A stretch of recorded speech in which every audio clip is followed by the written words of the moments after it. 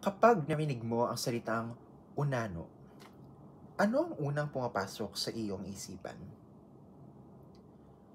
Ang achondroplasia ang pinakakaraniwang dahilan ng dwarfism o pagiging pandak o unano, kung saan sobrang ikli ng paglago ng buto ng mga braso at pinti ng isang tao. Hindi ito isang katatawanan, ngunit isang medikal na kondisyon na dinaranas ng marami sa atin.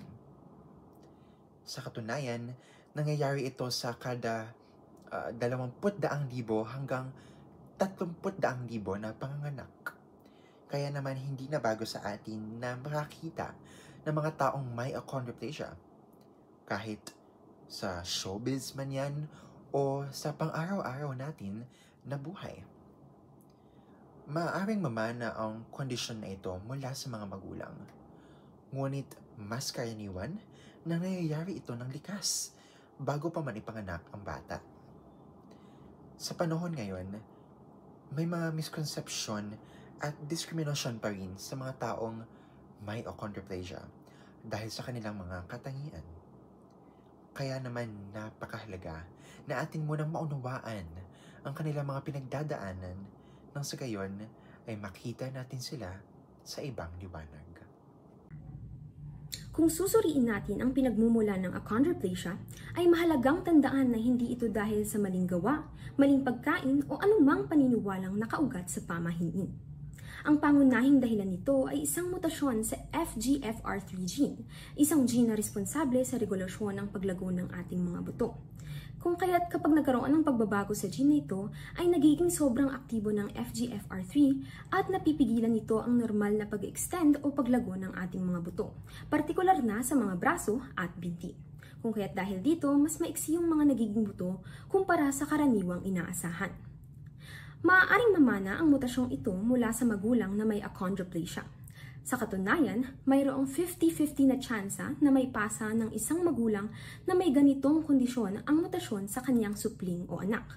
Ngunit, mas madalas ay nangyayari ito kahit normal ang genes ng parehong magulang.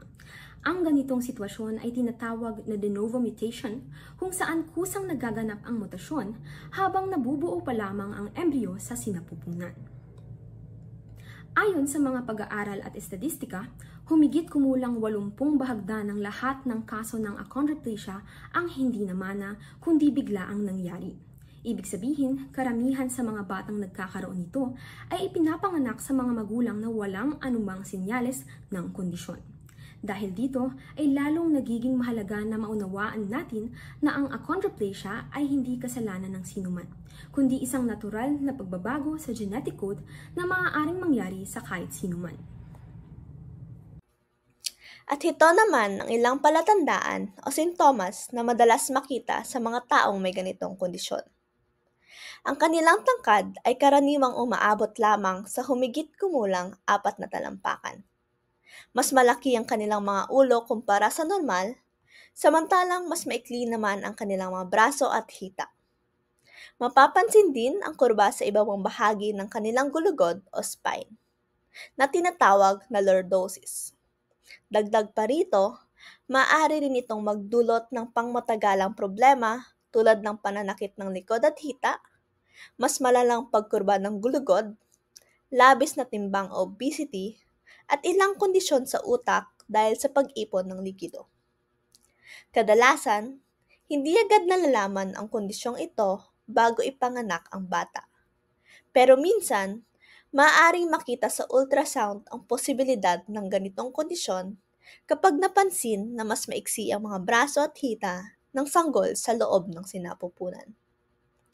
Ang mga nabanggit na palatandaan at simptomas ay maaaring makita gamit lamang ating mga mata o sa pamamagitan ng X-ray, physical examination, MRI o CT scan.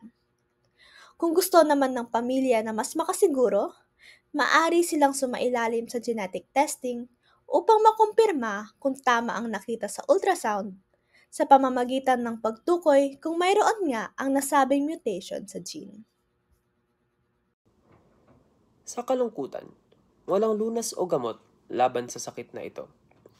Subalit, maaari pa ring agapan ang mga sintomas at ang mga komplikasyon na dulot nito. Para sa mga mag-asawa na mayroong family history ng achondroplasia at planong mag-anak, makakatulong ang pagpapagenetic screening at pagpapagenetic counseling upang maagang matuklasan kung ang inyong mga anak ay maaaring magkaroon rin ng achondroplasia sa hinaharap. Mayroong mga gamot, kagaya ng vosoritide, na nakakatulong sa pagtangkad ng mga batang may achondroplasia. Subalit, kailangang intindihin na ang gamot na ito ay hindi makakapigil sa sakit mismo. Ang epekto ng achondroplasia sa pagtaas ng timbang ay maaari ring maagapan ng ehersisyo at balansing pagkain.